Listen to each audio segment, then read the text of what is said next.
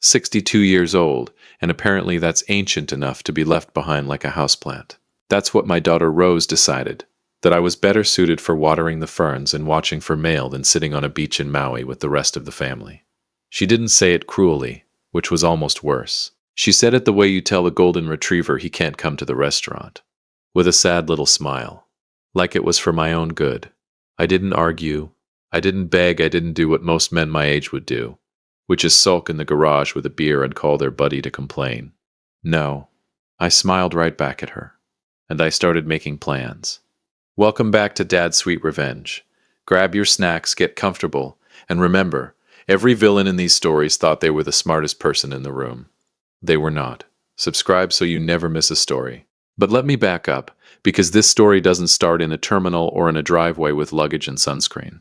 It starts the way most disasters start, slowly, quietly, and with the best of intentions. Clara and I had been married 38 years when she passed.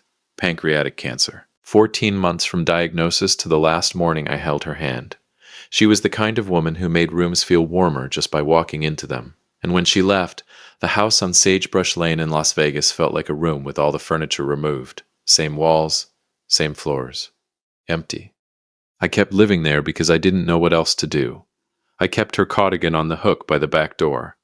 I kept the garden the way she liked it, even though I've always had the green thumb of a man who kills succulents. I watered her desert roses every other morning and talked to them sometimes, which I would deny under oath, but which I am telling you here because you deserve the full picture of who I was in those years. A man going through the motions. A man keeping the lights on in an empty building and calling it a life. My children, Rose and her younger brother Hudson, worried about me, or at least they said they did. They came by often in the first year, less in the second. By the third year, Rose had taken to calling on a fixed schedule, the same way you'd set a reminder for a bill payment. Reliable, but transactional. She'd ask how I was sleeping. I'd say fine. She'd ask if I was eating. I'd say yes. We'd cover the weather, the grandchildren, whatever minor maintenance issue I'd mentioned last time, and then one of us would find a reason to end the call. It wasn't coldness. I want to be fair to Rose. It was the particular exhaustion of a daughter who had watched her mother die and was terrified of watching her father disappear too, and had responded to that terror, the way Rose responded to most things, by managing it, scheduling it, containing it in a box she could check off her list. Hudson was different. Hudson was 34, lived 40 minutes away in Henderson, and still showed up on a random evening sometimes with 2 paper bags from the Mexican place I like on Eastern Avenue. He didn't call ahead. He just appeared. He'd come through the kitchen door with the bags and set them on the counter, and say something like, "I was in the area," which was never true but which I appreciated as a polite fiction. He'd sit across from me at the kitchen table and ask real questions. Not "How are you holding up, Dad?" but actual questions. Like, "Did you ever think about learning to fly? You used to talk about that." Or, "What's the one place you and Mom never got to go?" Or, "One evening when we'd been quiet for a while, you're not happy, are you, Dad?" Like actually happy. I hadn't answered that one. But he was right, and we both knew it. Hudson was good people. Rose was. Rose. She was 40 years old, married to a man named Mercer, who I respected in the way you respect a firm mattress. It does the job, nothing more. They had one daughter, my granddaughter Elena, who was 12, and had Clara's eyes and her mother's ambition. They lived in a newer development in Summerlin, a house that looked like every other house on the block, all the same beige and taupe and grege, and Rose had filled it with furniture from a catalog and opinions from a podcast. She meant well. I've always believed that. But somewhere between her mother's funeral and her own life getting busy and loud, Rose had recategorized me.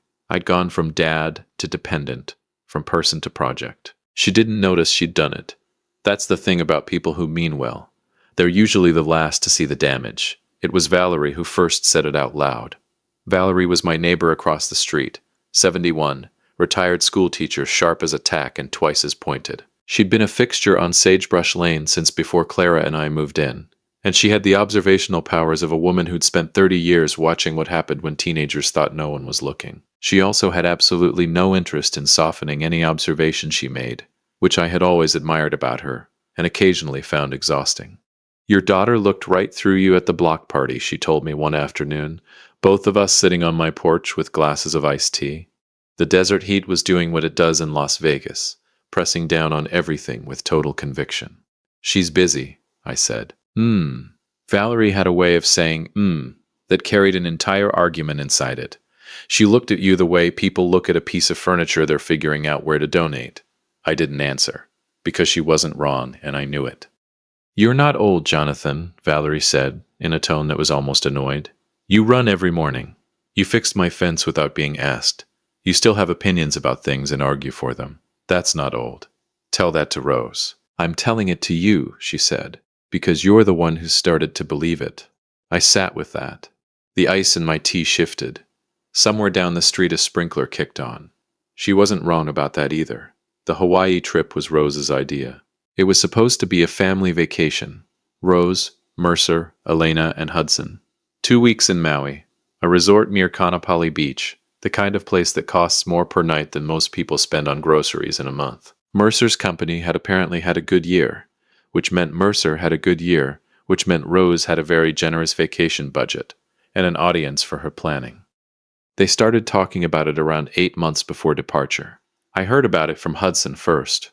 You should come, Dad, he said, leaning on my counter and eating chips straight from the bag. I already mentioned it to Rose. What did she say? He hesitated just a half second too long. She said she'd think about it. I let it go that day.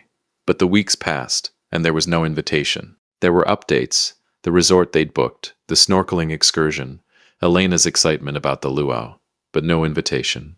Rose would mention the trip in passing on her regular calls, with the easy fluency of someone who had simply not considered that I might want to be included. Not deliberately excluding me, just not including me in the same way you don't include the coat rack in family plans. I was 62, not 92. I ran 3 miles 4 times a week. I had all my joints and most of my hair. I had a passport that was current, because Clara and I had always planned to use it, and I had never gotten around to canceling that optimism. But in Rose's mental model of who her father was, I had apparently already taken a seat in the departure lounge of life, and was waiting for the final boarding call. It came to a head at a family dinner at Rose's house, about 6 weeks before the trip. The whole family was there: Rose, Mercer, Elena, Hudson. Pot roast and polite conversation.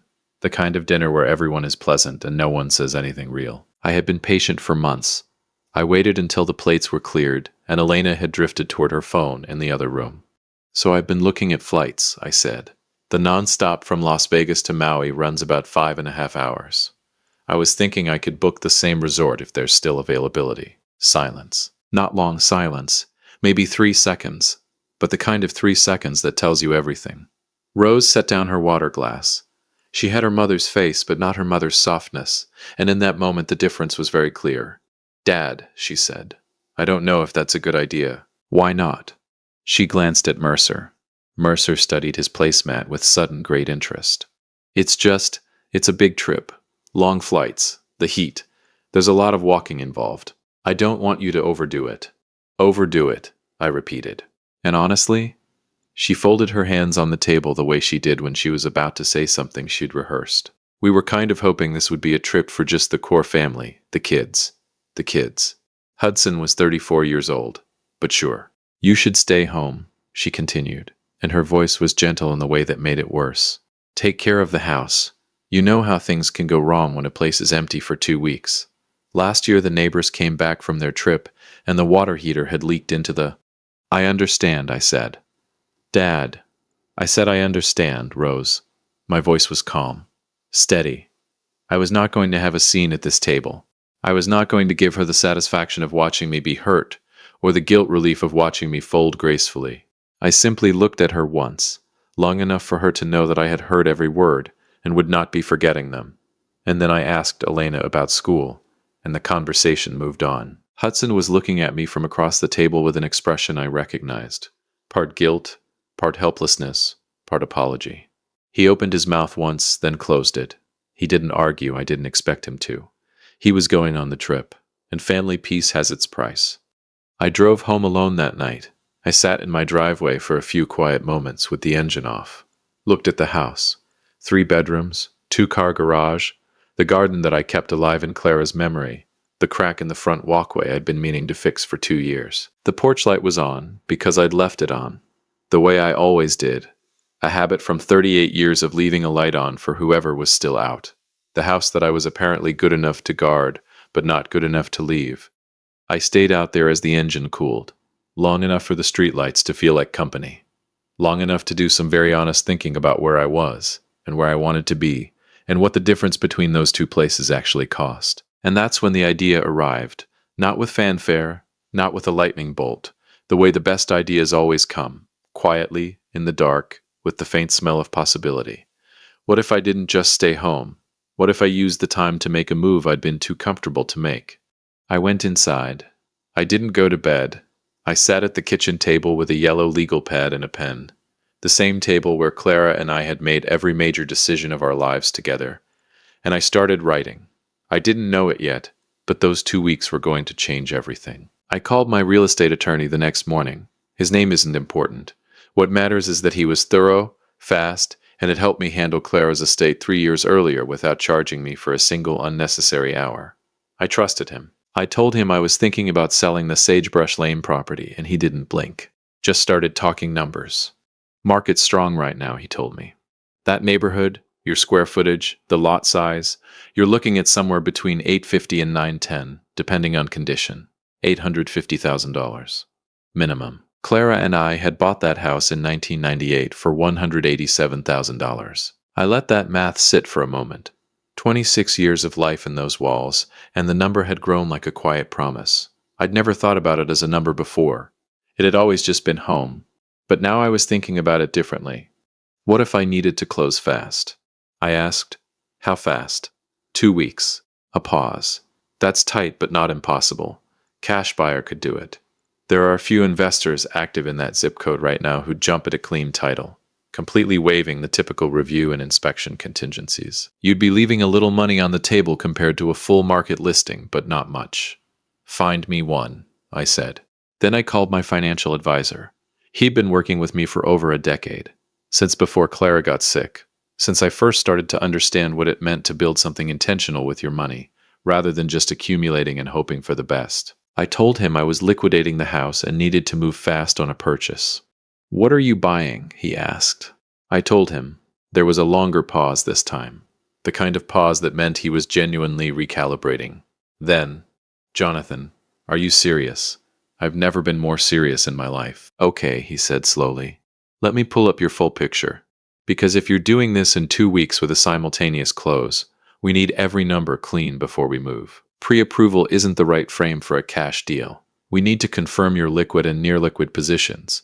Make sure the bridge is clean. No gaps between the sale proceeds clearing and the purchase funds being available. What do you need from me? Everything. Latest statements, the life insurance account, the pension projected value. All of it. Send it tonight. I'll send it this afternoon, I said. I did. And by the following morning, we both knew the numbers worked. Not comfortably, not with margin to spare, but cleanly. The way a good plan works. Without excess, without waste. Here's the thing no one tells you about grief. It's a great anesthetic. For 3 years after Clara died, I'd been numb to the future. Not depressed exactly. Functional. Present. Even occasionally happy. But numb to possibility. The house on Sagebrush Lane have become less a home and more a monument. A shrine to who we used to be. Every room held a version of us that was finished. The kitchen where she made coffee every morning, methodical and unhurried, while I read the news and complained about things that didn't matter. The back porch where we'd sat on summer evenings and talked about nothing in particular, which is what contentment actually sounds like when you're inside it. The garden she'd planted with the stubbornness of a woman who believed that things could grow in the desert if you were patient enough and refused to accept otherwise. What Rose's little speech at the dinner table did, and I doubt she'll ever fully appreciate the irony, was jolt me awake. I'd been half asleep, comfortable in my grief, my routine, my role as the quiet widower on the quiet street, and my daughter had looked at me with her mother's face and told me I was too old to fly to Hawaii, too old for a beach, too old. I had been letting myself be old, agreeing to it by default, wearing it like a coat someone had handed me because it seemed rude to refuse. And I was done with it. I had a financial life that Clara and I had built carefully over 4 decades. The house equity, my pension from 20 years in facilities management for the city of Las Vegas, a modest but healthy investment portfolio my financial advisor had tended like a garden, keeping it growing quietly in the background while I focused on getting through the days. And Clara's life insurance, which I hadn't touched, sitting in a high-yield account like a letter she'd left me that I hadn't been ready to open. I was not a rich man, but I was not a poor one. And I had been living like a man who'd already spent everything, like a man with nothing left to build toward. That was about to change. I found the unit through a contact my financial advisor had, a luxury residential high-rise in the heart of the Las Vegas Strip corridor, not on the casino floor side, but adjacent, in a tower that had opened 3 years prior and still had a handful of units available. 23rd floor, 2 bedrooms, 2.5 baths, floor-to-ceiling windows that looked west toward the Spring Mountains, a private terrace, a building with a rooftop pool, a full concierge, a fitness center, a resident lounge that looked like something from a magazine spread. The kind of building where the elevator opened directly into a small entry foyer for each unit, and the lobby smelled like money that had gotten used to itself. The kind of place that made you feel like your life had a second act. The asking price was $1.1 million. With the sale proceeds from Sagebrush Lane, plus my liquid assets and a portion of Clara's untouched insurance account, I could do it as a cash transaction. No mortgage. No bank sitting across the table asking me to justify my decisions. No one's permission required from anyone. I walked through the unit on a late afternoon. The sales representative, a composed woman in a gray blazer who had clearly seen every type of buyer, led me through the rooms with the quiet confidence of someone who knew the product would do the selling. She wasn't wrong. I stepped out onto the terrace and stood there for a moment without speaking. Las Vegas sprawled below me and beyond in every direction, the shimmer and sprawl of a city I'd lived in and around for over 30 years. A city I thought I knew like the back of my hand. I'd never seen it from up here. It looked different at elevation. Larger, more alive, like a place that had been in motion this whole time and I'd been watching it from ground level, too close to see the full picture. The mountains to the west were turning gold in the late light. I thought about Clara. She would have stood right here. She would have said something quiet and exact, and absolutely right, the way she always did. "What do you think?" the sales representative asked from behind me. "I think I'll take it," I said. She blinked. Just barely, but I caught it. "You don't want to think about it overnight?" "I've been thinking about it my whole life," I told her. "I just didn't know what it looked like until now." The paperwork moved fast. My attorney worked his magic. The sale of Sagebrush Lane went under contract within 5 days of listing. Cash buyer, no inspection contingency. Close in 10 business days. The purchase of the 23rd floor unit was structured as a simultaneous close, both transactions timed to complete within the same 48-hour window. I want to be absolutely clear about something, because it matters. The house on Sagebrush Lane was mine. Clara and I had owned it jointly, and when she passed it had transferred to me outright through right of survivorship. Clean title, no complications, no co-owners, no shared stake. Not legally, not in any document, not in any way that required anyone else's agreement. Not Mercer's, not Hudson's, not Rose's. This was my life, my house, my money, my decision. The only signature that needed to go on those papers was mine, and it did. I did tell one person. I drove over to Valerie's house, 2 days before the movers came, sat across from her at her kitchen table with the same iced tea she always made, and I told her. She listened without interrupting. When I finished, she was quiet for a moment, and then she said, "Good. Just that. Good. That's all you have?" I asked. "What do you want me to say?" "You're doing the right thing." She picked up her glass. Clara would be insufferably pleased. I laughed. The first real unguarded laugh I'd produced in longer than I wanted to admit. "Don't say anything to Rose," I said. "Jonathan." She looked at me over the rim of her glass with the expression she probably used on students who had insulted her intelligence. "I've been keeping my own counsel for 71 years. I think I can manage 2 more weeks." The family left for Hawaii on a morning when the desert air was already warm, by 6 a.m. Rose had called the night before with a list of house instructions delivered in the tone of someone briefing a property manager. "Check that the sprinklers run twice a week. Don't let the mail pile up on the front step. Call Mercer's cell if anything seemed off." "Of course," I said pleasantly. "You all have a wonderful time." "Thanks, Dad." A pause. "And Dad, I know this wasn't what you wanted, but I really think it's better this way." "I think you're right," I said, and I meant it entirely. She had no idea how right I thought she was. I didn't sleep much that night, not from anxiety, from something I hadn't felt in a long time. A low, clean hum of anticipation. I lay in my bed on Sagebrush Lane for what I knew was the last time, in a house that had held 26 years of my life, and I said goodbye to it properly. I walked through every room in the dark, stood in the kitchen for a while, stood in the doorway of what had been our bedroom for longer than I could track. I talked to Clara, the way I still did sometimes, quietly out loud, when no one was around to find it strange. "I think it's time," I told her. "I think you'd been waiting for me to figure this out." The next morning, when I stepped outside with my coffee, Clara's garden, the desert roses she'd planted and I'd kept alive through sheer stubborn loyalty for 3 years, had all three at the same time. I'm not a superstitious man, but I stood there in the early morning light and let myself believe it meant something. The movers came at 8 sharp.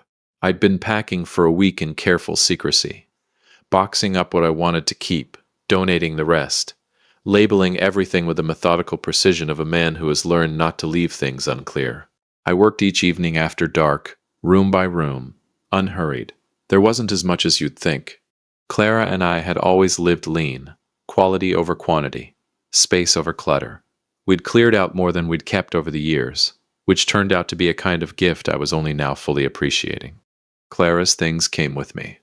All of them. Her books, her photographs, the good china from her mother's house, the cardigan from the hook by the back door, the coffee mug from the second shelf, the framed photograph of the two of us from a trip to the Grand Canyon the year before Elena was born, both of us squinting into the sun and grinning like people who had no idea how fast time moved. I wasn't leaving her behind. I was bringing her somewhere better. The movers were efficient. By noon, the house on Sagebrush Lane was empty. Clean floors, bare walls, just a building again, waiting for the next chapter someone else would write in it. By 2 in the afternoon, I had handed the keys to the buyer's representative on the front walkway, right next to the crack I'd never gotten around to fixing, and walked back to my car. I didn't look back. I've always found performed sentimentality a bit exhausting. The goodbye had already happened, quietly, the night before. This was just logistics. The closing on the new unit was at 3:30. I sat at the title company's conference table, signed my name to the documents that made the 23rd floor mine, and walked out into the Las Vegas afternoon with 2 keys on a small embossed ring in my breast pocket. I didn't know it yet, or maybe I did. Exactly. But my phone was about to earn its keep. The first call came on day 4 of the family's vacation. Rose. She left a voicemail, her voice at the curious, not yet alarmed stage that I recognized as the opening movement of a much longer piece. "Dad, hey, I drove past the house. Mercer's sister lives in that neighborhood. She was just running some errands nearby and swung by to check things looked okay. She said it looked like there might have been some boxes on the curb, or maybe she had the wrong house. Anyway, just wanted to check in. Call me back when you get a chance. Hope you're doing well." Mercer's sister. I should have expected that. There is always someone. I did not call back. Day 5. A voicemail from Rose again, the tone fractionally sharper. "Dad, just following up. Give me a call." I did not call back. Day 6. A call from a number I didn't recognize. Turned out to be the mail carrier who'd noticed the forwarding address hadn't been fully processed yet and wanted to confirm instructions.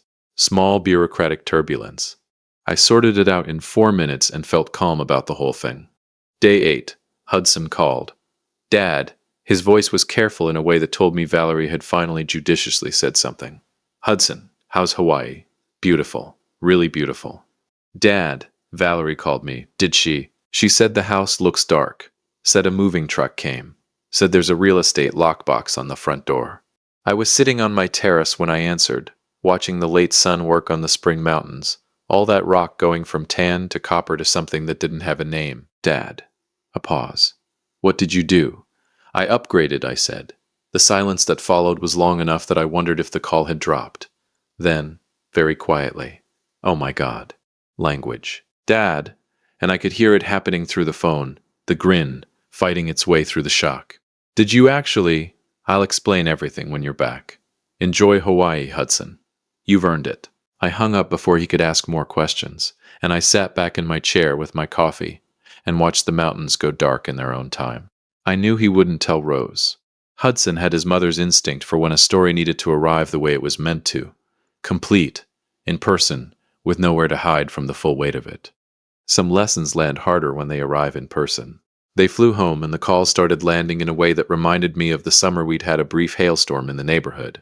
Fast, relentless, each one hitting before the previous one had cleared. The first call came while they were still in the car from the airport. Rose. She let it ring twice, hung up, called back immediately. I watched the screen and let it go. Call 2. 4 minutes later, declined. 3, 4, and 5 came in a cluster, 30 seconds apart. The calling pattern of a woman who had just driven past a house with her furniture and her memories inside it and found strangers in the living room.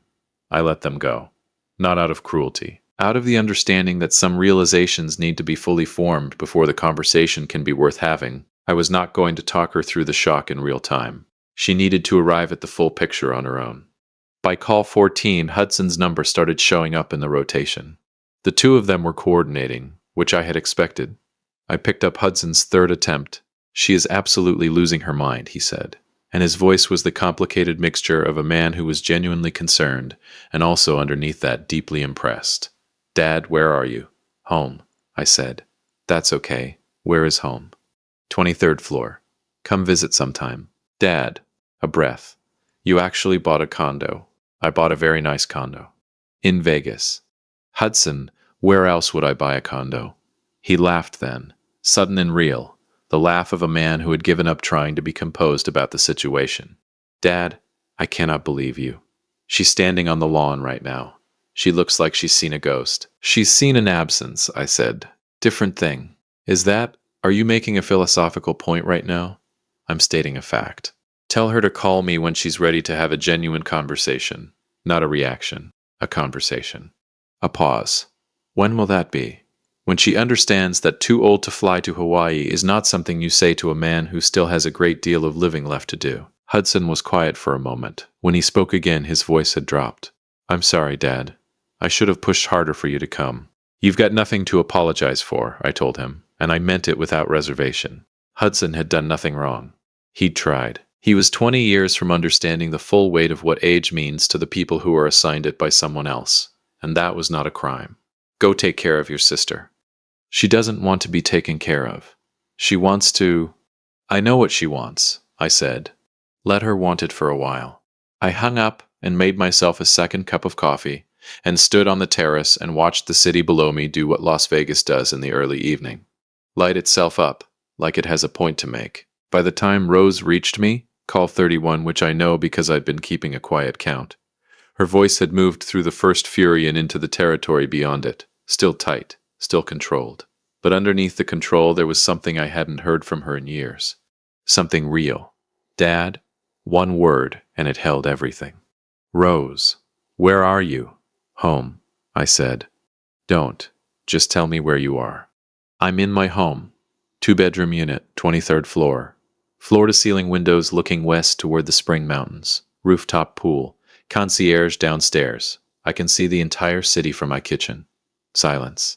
I sold the house, Rose, I said, because she needed to hear it plainly. Cash buyer, clean close, full and clear title, my house, my name on the deed, my decision. Without telling anyone. Without asking permission. That's correct. It was my house. It was my life. I didn't need permission. Dad, that's... She stopped. I could hear her working to keep her voice steady. That's not the point. Then what is the point? The point is that you just... She stopped again, started differently. I went to your house, where I grew up, where Mom died, where we had Thanksgiving every year for as long as I can remember, and there are strangers inside it. Yes, I said, there are. And you're just... Her voice cracked on it. Just barely. You're just fine with that. I'm better than fine with it, I said, and I kept my voice even because anger was not what this conversation needed. I'm sitting on a terrace watching the sun go down over the Spring Mountains in a home I bought with my own money, in my own name, on my own terms. I am 62 years old. I am not old. I am not fragile. I am not something to be managed from a distance with scheduled phone calls and a spare key. Silence. Long, this time. A silence with weight in it. You told me I was too old to fly to Hawaii, I continued. You told me to stay home and take care of the house. So I took care of it. I sold it for $900,000, and I bought myself a better life.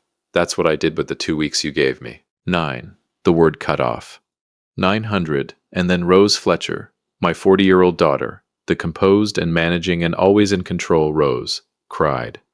Not the careful, purposeful tears she could deploy when a situation called for them. Unfiltered crying.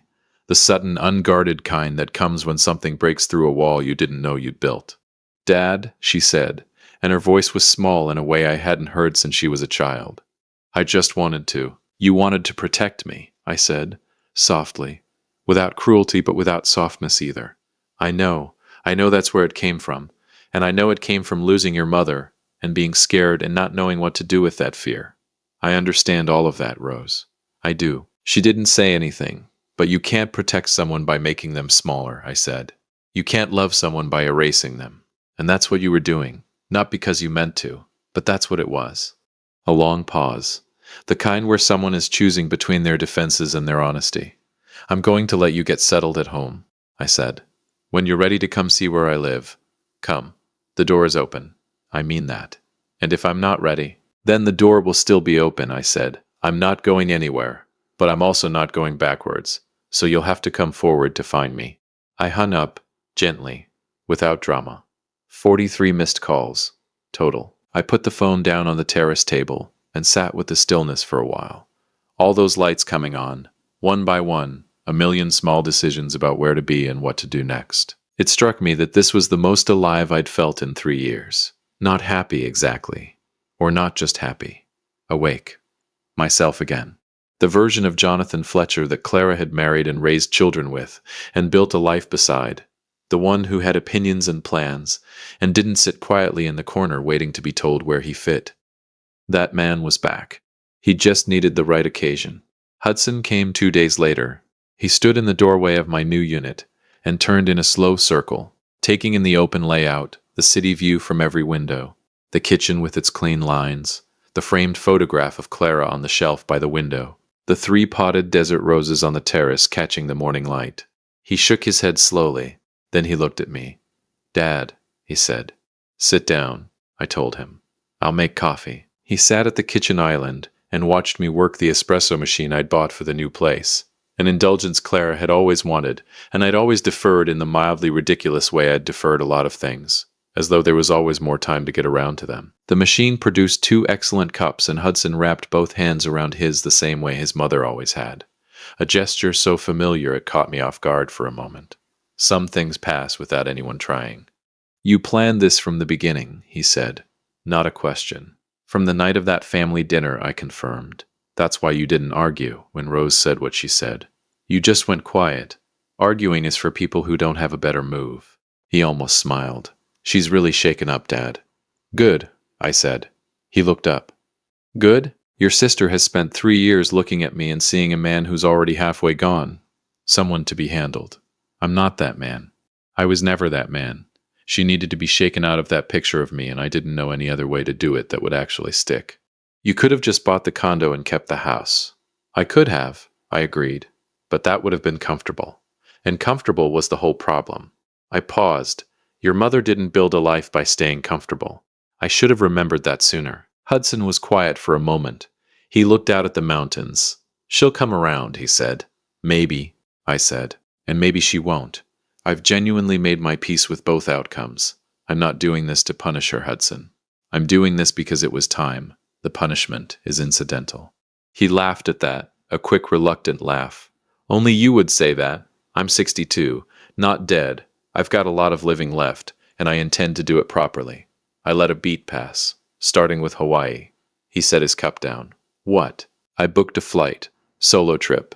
2 weeks. Maui. Different resort from the one you all stayed at. Nicer, according to the reviews. Rooftop restaurant. Direct beach access. Private lanai. He stared at me for a full 3 seconds. Then he started laughing. The real laugh. The one that fills a room. You are absolutely unbelievable. Your mother always said so, I agreed. She meant it as a compliment, mostly.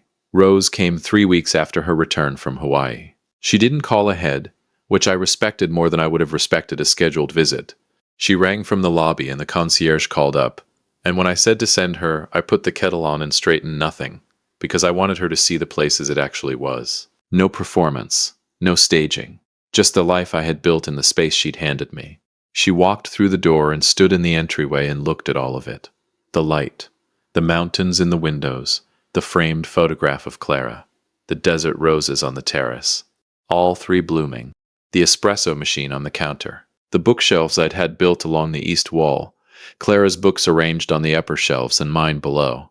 She looked at all of it carefully and quietly, and I stood back and let her look. "It's beautiful," she said finally, softly. "Thank you." She sat on the couch, the new one, deep gray, the fabric I'd always wanted but kept putting off, and folded her hands in her lap the way she always did when she was uncomfortable, which was the thing she did that looked most like her mother. It caught at me every time, the way it always did, that sudden glimpse of Clara in the angle of her chin or the set of her hands. "I owe you an apology," she said. "Yes," I said simply. I didn't add anything to soften it. She'd earned the full weight of the word. "I've been treating you like you're old," I offered. "Fragile," she said, which I know comes from the same place. "It does," I agreed, "and I know where it comes from. Watching your mother go the way she did, fast, hard, no warning that it would move that quickly. It makes you want to hold on to the people you have left with both hands. It makes you want to wrap things in cotton. I understand that, Rose. I'm not dismissing it." She looked up.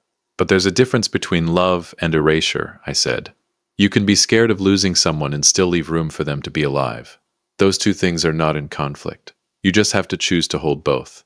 She was silent for a few moments.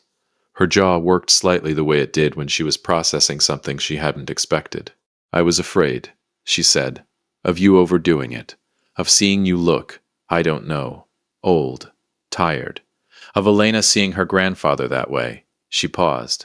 "Of it being our last trip together. And instead," she looked around the room again, the terrace, the mountains, the life assembled without permission. "Instead," she said, "I come home to find you've completely reinvented yourself while I was gone. And despite everything, despite the tears I could see forming, something at the corner of her mouth moved, which is exactly what Mom would have done." "Your mother was the smartest person I've ever known," I said. Rose laughed. Just barely, just for a second, but genuinely.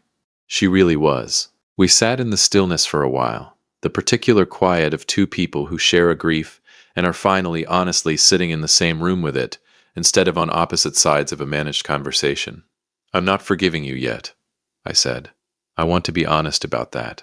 She blinked. "What you said at that table stung," I continued. "It will continue to sting for a while. I'm not in the business of pretending otherwise or rushing past the honest accounting of it to make you more comfortable." She nodded, a small nod. "But I'm willing to do the work," I said. "I'm willing to build something better between us than what we had. On the condition that it's honest, that you see me as I actually am, not the version of me you're afraid I might become." A long silence. "Can you do that?" I asked. She held my gaze for a long moment, and then slowly, once, "I can try. Trying is enough," I told her, for now. We had coffee. We sat on the terrace and looked at the mountains, and talked about Elena, and about Hudson, and about small things, and about Clara. Really about her, the good way, the laughing way, with fondness instead of just grief. It wasn't repaired, but it was a beginning. That was enough. I went to Hawaii the following month. Solo as planned. Direct flight from Las Vegas. Window seat, which I'd specifically requested because I was 62 years old and I'd earned the window seat. The flight was 5.5 hours, and I spent most of it reading and watching the Nevada desert give way to the Pacific blue, which is a transition that deserves to be witnessed at altitude. I didn't find it tiring, not even slightly. The resort was everything the reviews had promised and then some. Because reviews can describe amenities and star ratings, but they can't prepare you for the actual quality of a Maui morning. The way the light comes in slow and warm and sideways. The way the air smells like something living. The way the ocean sounds like a conversation happening just below the threshold of understanding. I sat on my private lanai the first morning with good coffee and let all of it settle over me. And I felt something in my chest that I hadn't felt in 3 years. Not just peace. Not the numb going through the motions peace of a man who has learned to function in grief. Real peace. The peace that comes from a life that is actually moving. I went snorkeling on the 4th day. The guide was a young woman who couldn't have been more than 25, and she gave me the look when I showed up to the dock. the particular combination of concern and professional uncertainty that I recognized as the snorkeling equivalent of what Rose had been doing for 3 years. I ran 3 miles this morning, I told her pleasantly. Let's go. She grinned. Yes, sir. I saw a green sea turtle that afternoon, enormous, unhurried, ancient, moving through the water with the total confidence of a creature that has outlasted every concern ever aimed at it. I floated beside it for a while, matching its pace, and thought, that's exactly right. That's precisely it. I took a photograph with the underwater housing I'd bought specifically for the trip, and that evening I sent it to Hudson. His reply came back in under a minute, a string of emojis. Then, Mom would have loved this. She does, I wrote back. She's here. He sent a single heart. I put the phone down and watched the Pacific swallow the sun in the unhurried way it has, and for the first time in 3 years I felt fully, unambiguously like myself. Not a younger version. That man was gone, and I wasn't chasing him. Something better. Someone who had looked at a life that had grown too small and had decided without apology and without asking to make it larger. I've been in the new unit for 8 months now as I write this. The desert roses are on the terrace, all 3 of them, in ceramic pots that I chose, with the deliberateness of a man who has earned the right to be particular about his pots. They bloom in rotation, one, then another, then the third, so there's always at least one open at any given time. The building's groundskeeper told me on my 2nd week that desert roses generally don't do well at elevation, away from the ground. Something about root depth and drainage. Mine apparently did not receive that information. Rose and I have dinner once a month. Not a managed, scheduled obligation dinner. An actual dinner at a restaurant we pick together, with a conversation that moves past the safe topics into the real ones. We talk about Clara sometimes. The good way, the laughing way. We talk about Elena's plans and Hudson's life and what I'm doing next, which is always something, because I've stopped being a man who doesn't have plans. It's not fixed between us, but it's real, which is better. Last month she brought Elena to see the unit. Elena walked straight to the terrace, looked out at the view and said, "Grandpa, this is sick." Language, I told her. It's a compliment. She said. She had Clara's eyes. I looked at her for a moment in the good light. I know, I said. I'll allow it. Hudson still comes over for games. He falls asleep in the second half every time now, which I've decided is a tradition rather than a problem. I turn the sound down and let him sleep and watch the city light itself up in the windows. One small bright point and then another. All of it in motion. None of it done. 43 missed calls. That's what it cost Rose to understand what she had done. And what it cost me. Nothing. Not a single thing. I had already moved into a better life. If you liked this story, join our community by hitting that like button and subscribing for more real, raw, and family-centered stories.